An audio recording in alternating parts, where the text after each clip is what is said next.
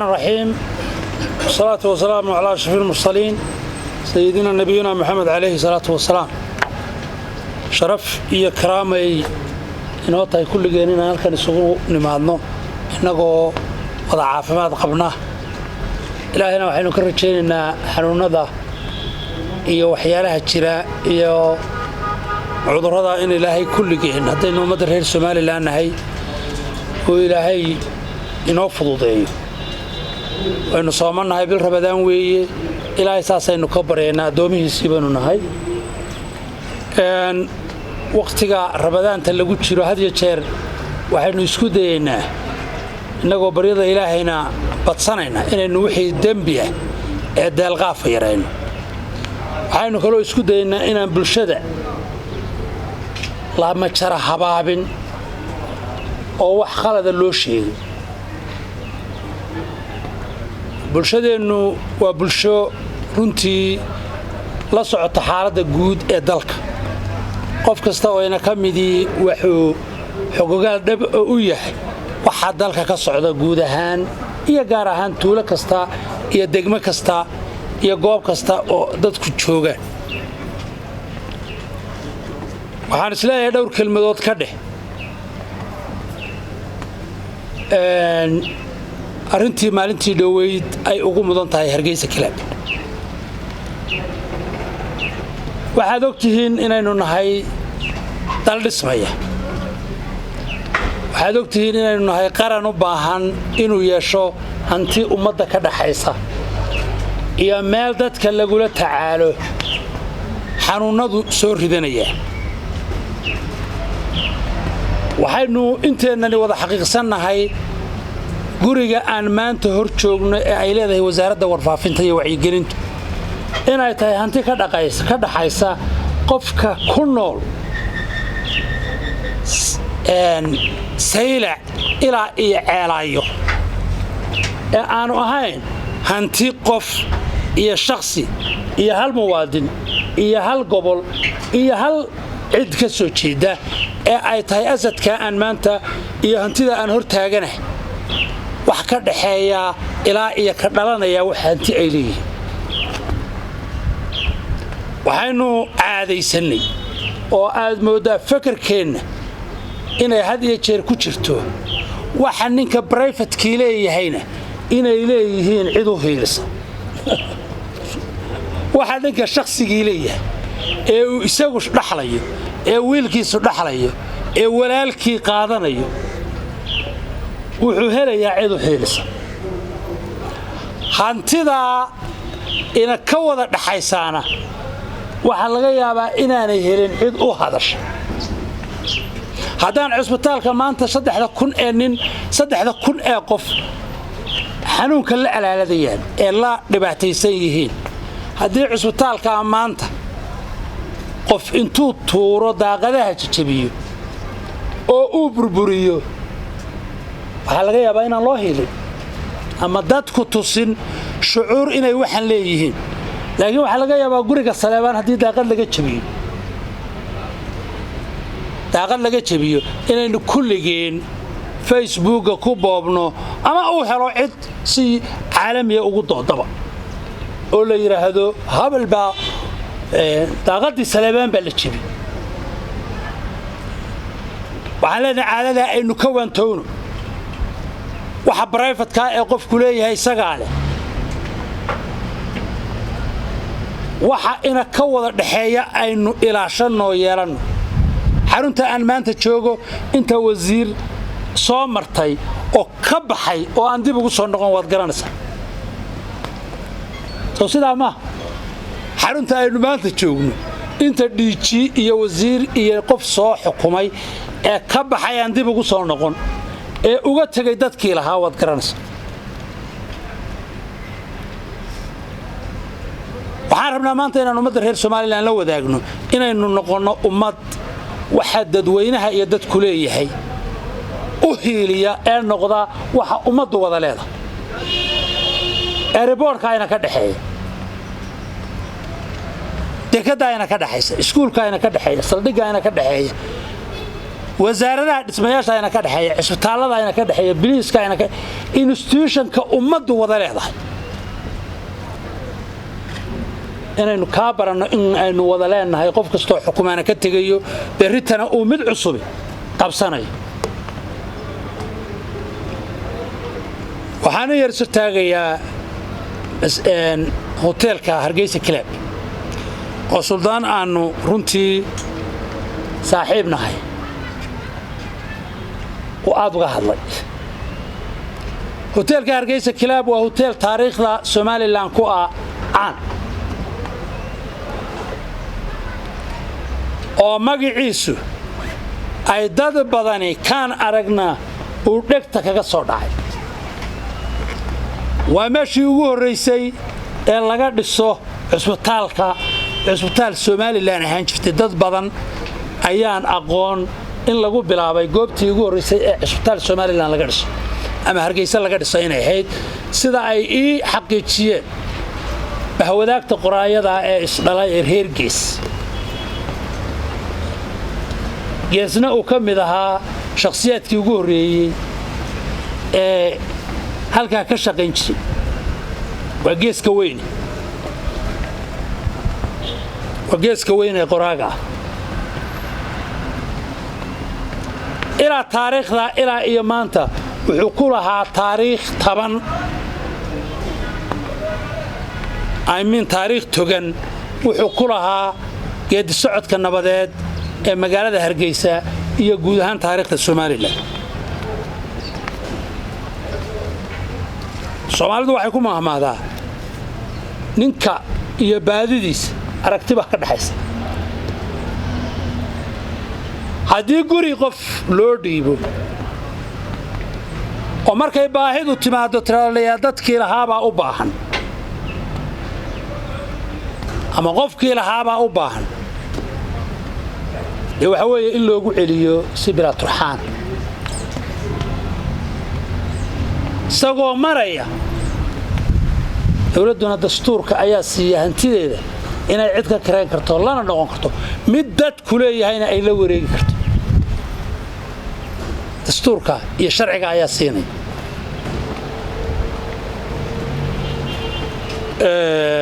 balan jaleecno hantida xukuumadda uu hogaaminayo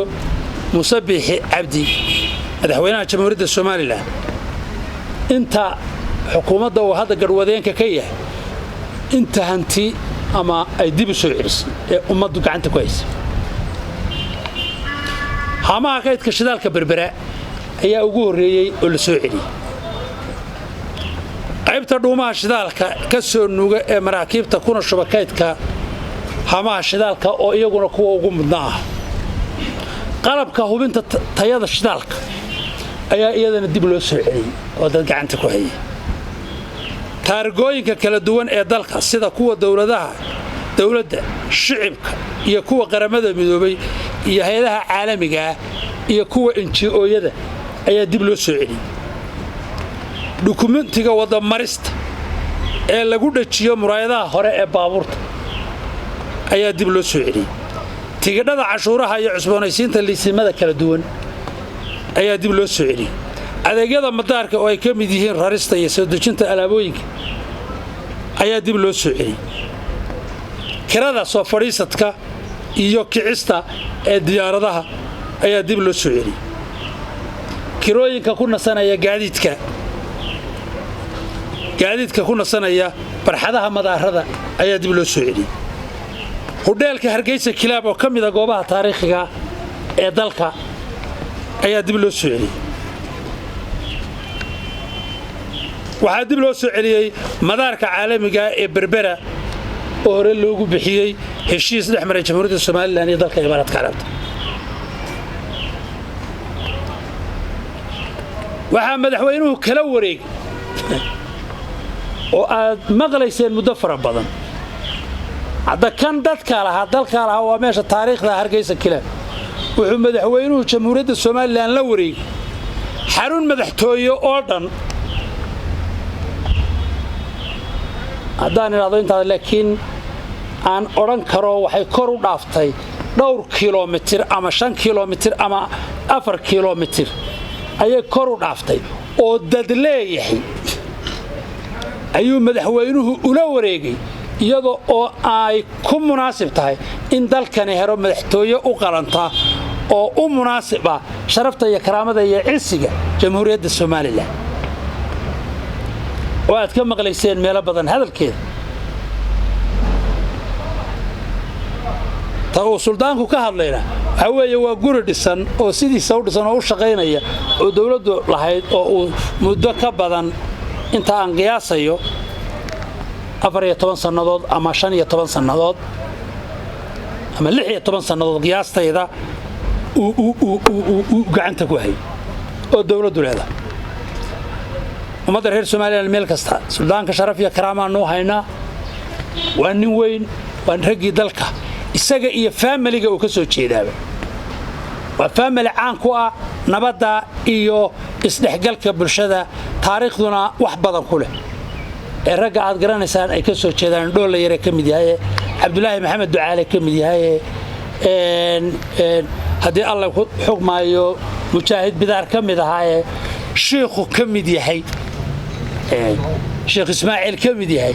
ragga guriga ka soo jeeda ayuu suldaanku ka mid yahay guri marna looga bartay xajiimeyn iyo dalqaaf runtii ma waxaan garanayaa nabadii bariga markaanu wadnay 1994 iyo 93 runtii dhool yare iyo Cabdullaahi Maxamed Ducaale oo isdhalay ama dhool yare family-giisu reer Ducaale aan isku wada qaade waxay ka soo qaybteen qayb taariikhdu qoris oo qof kasta oo muwaadini oo deegaanka sanaa kamidi uu og yahay sida ay uga qayb qaateen ilaa wixii la isku qabto ee geela ama hantiya kala maqan reer Ducaale ayaa bixinay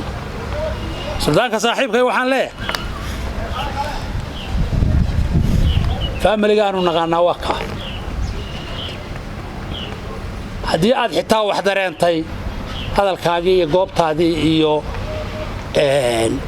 milgihii runtii midna ma ahayn waxay ahayd inaad adoo sharfan oo suldaana aad garnaqsato goobteeda iyo meesheeda aad haddaad dareento Hargeysa kilaabna wax ummadda looga sheekaynayo ma ummadana reer Soomaaliland waxaan leeyahay aynu kala doorano laba arrimood inaynu dhagax u qaadano waxayna ka dhaxeeya dhagax inaynu u qaadano iyo inaynu noqono ummad isku duuban oo wax wada leh oo waxayna ka dhaxeeya aynu ilaashano waxaana kula talinayaa ummadda reer Soomaaliland inay noqoto ummad isku duuban oo wax wada leh oo wax wada ilaashata oo aan kala abtirsane isku abtirsata dadku hadduu madaxdiisa iyo dadka wuxuu ah iyo cidda u shaqeynaysa hadduu hoos dhigo ama maago waxa weeye waa qof uun isagu iscaayo وإذا كأركي تيفية ذا كلا أقرأ تيفية ذا كلا تذكر بسومالك كهذا هبينكي عد قف توسع عايز عد كوح قبض بدني ما شرتو مدحني الصومالي اللي أنا أدلك الصومرتي أكل الدنبيس عد ما شيء أوجد كصوب بروضي إلى دور الشحر oo shan madaxweyne lagu kala bedelay cid Soomaaliland madaxdeeda mooyee meel kale oo Soomaali leedahay gaarsiisay ma jirto oo vote intii lagu ragay ka dhaqaaqay tiradeeda waad garanaysaa systemka rag baa dhisay iskama imaan madax baa dhistay hogaamiyaal baa dhisay sharaf bayna ka mudan yihiin iyo cis iyo inaynu ku ixtiraamno wixii ay u soo qabteen halka ruuxda maanta aan xafiiska aynu joogno shalay wax kale u ahaa kuma imaan ciyaar kuma imaan raggii shaqada bilaabay ee Soomaaliland dhisay ee maanta aan anigu aan garbahooda runtii aan meelo badan iyo goobo badan isla soo maray wax yar boqolkiiba 15 ayaa ka nool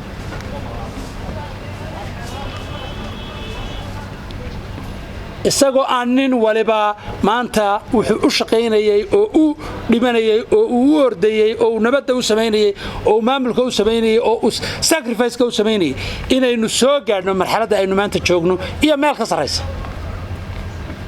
ma tirin karo magacyadooda laakiin haddaan damco inaan tiriyo waa kumaanku ama waa boqolaal haddayna noqon dad is-sharfa cid sharaf inuu ogolaan isaga ma jirto haddaynu noqon dad is-xasida waxa weeye bini'aadankana way is-xasidayn wayna xasiday haddaynu noqon dad xiqdi iyo cunfi isla daba jooga inaynu noqono bini'aadanka kalena saa un buu inoola dhaqmaya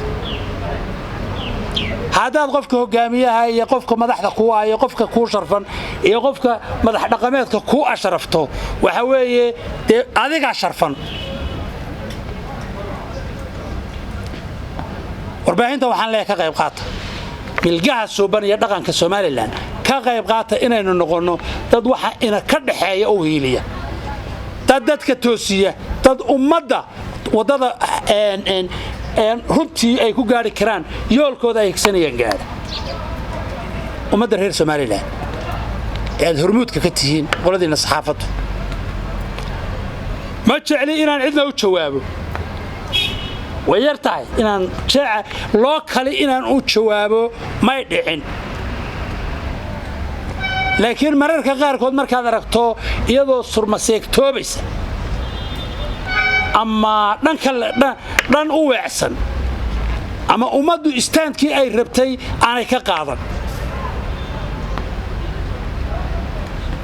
أنت ماشى هرجيس كلاب ماشى أول رئيس public service لقوا سمعنا الإسبتال هذا يدخل هذا وبعضه لقالنا يوي عد قاعد ما قف بريفة يجيبك أما قف بقى قاعدنا هنا كمان ما أنت حرون كي وادك أنتوا صار حي نرى أول رئيس للربع إن شغال لقى قبطة كميت إسكاد أمير أنتوا دول داد وينه إنه يقول دقيقان ومدة وحي أودها إنه يقول دقيقان أنا كتشع وحنا ذنكو برينية ولدي إن صحافته إن ده جامسان ذلك وقعد أشيكتان محا خلدان محا صح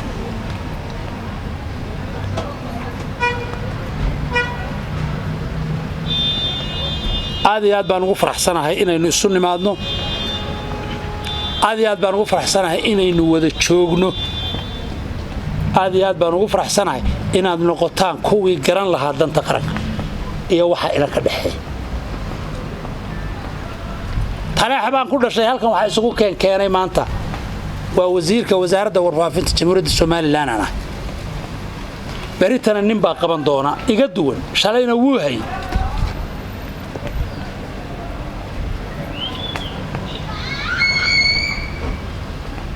inaynu fahanno inta isu keentay waa constitution-ka iyo dalka magaca reer Soomaaliland waa laga yaabaa inaynu geedadka ku kala duwanne quracayaga qasax laakiin waxa ina midaynaya ay isu keenaya aan goobta u joognaa waxa weeye magaca jamhuuriyadda Soomaaliland iyo waxa aynu wada leenahay walaalayaal waxa iga guubaaba waxa iga wax sheegis in qiyamka muwaadinimadu inoo shaqeeyo mararka qaarkood dalku ul iyo diir buu noqdaa waa marka marxaladahan oo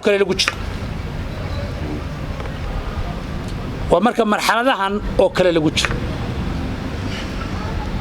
nin kastoo idin ka midi waa hogaamiye dadka inuu wax u sheego laga rabo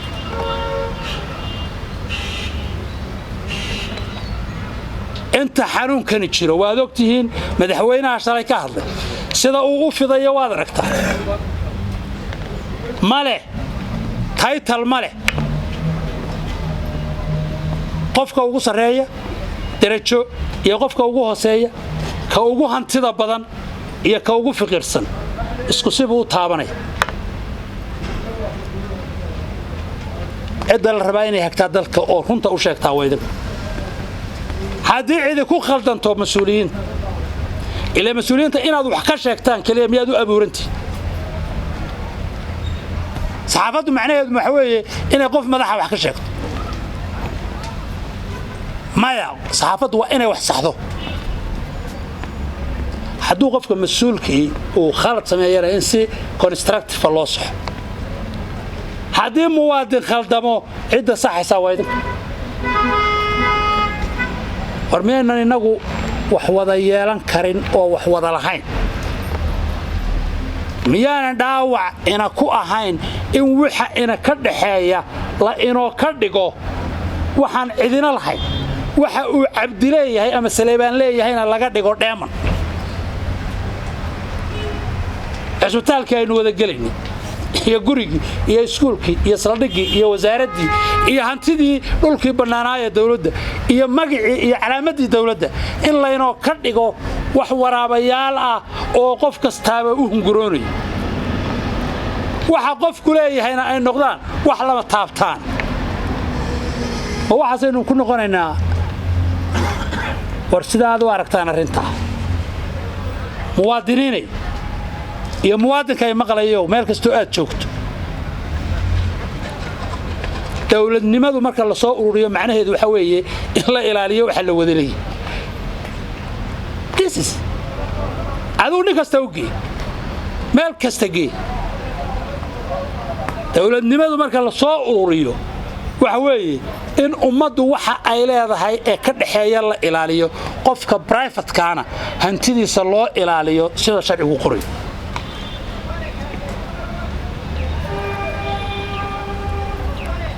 abeeray baan ku soo xirayaa oo ah dadka hantiilayaasha waxaan leeyahay dadka hantiilayaasha bil Ramadaan baa lagu jiraa bisha Ramadaan dadka waxa u dheer coronavirus iyo xanuun dadkii gacanta ka shaqaysan jiray waa ku celin dhowr jeer baynu nidhi iyo dadkii maalinlaha u fooftegi jiray xaaladoodu waa adagta waxaan qolada leeyahay qof kasta oo muwaadini wixii uu awoodi karo inuu qof taro maanta ugu mudan Ramadaanna tahay xanuuna jira shaqo la'aanina jirtaa dadka wixii uu tari karo hor Ilaahay ha geysto iyada darajo weyn lagu gaaraya mid aakhiro iyo mid adduun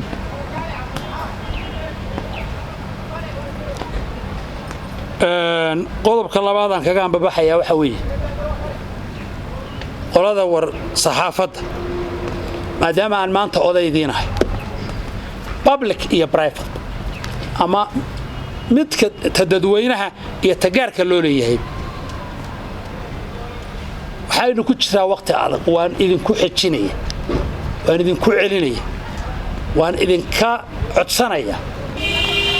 waqtiga aynu ku jiraa waa waqti adag oo xanuun ayaynu la tacaalayna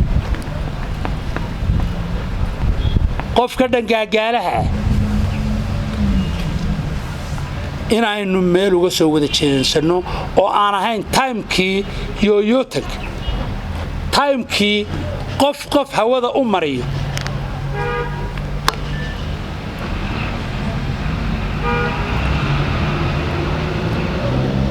inaanay midna ahayn arrintaa waxaan rabaa inaad sixid qayb la ka qaadataan oo ay wasaaradda iyo institutionka la shaqeeyaaba ay noqdaan kuwa dalka haga oo saxaafadeennuna inay korto oo dadku ma jeertaan bal maanta qaybta ay ka qayb qaadato sidii ummadda Soomaaliland la isugu soo dhaweyn lahaa iyo sidii xanuunka loola dagaalami lahaa walaalayaal idinka iyo kuwa daafaha adduunka iga maqlayaba fariintaydu waa taa waa wax sheeg iyo hoga tusaalayn hanti farabadan ayay wasaaradda hawlaha guud diiwaan gelisay intaan ka ilaahay waxa weeye intii xukuumaddu madaxweyne Muuse Biixi hanti badan baa la diiwaan geliyay dhammaan gobolada iyo dalka wax alla wixii hanti dawladdu lahayd ilaa iyo oo wasaaradda hawlaha guud hogaaminayso ilaa iyo seerayaasha ayaa lagu sibay in la diiwaan geliyo hantidaasi qoritaankeedii iyo iyadoo documentary iyo iyadoo habaysan oo meel kasta fayl leedahay waxa la geliyay wasaaradda hawlaha guud ayaa gacanta ku haysa oo dalka uga masuula waxa la yiraahdo fixed proper asset hantida ma guurtada ee dalka noocay u tahay aad iyo aad baad u mahadsantihiin wasalaamu calaykum maanta arrintaan u yeedhay waa taa hebel weriyaasha waxaan ka codsanayaa inay iyagoo qabow liqaan oo qaataan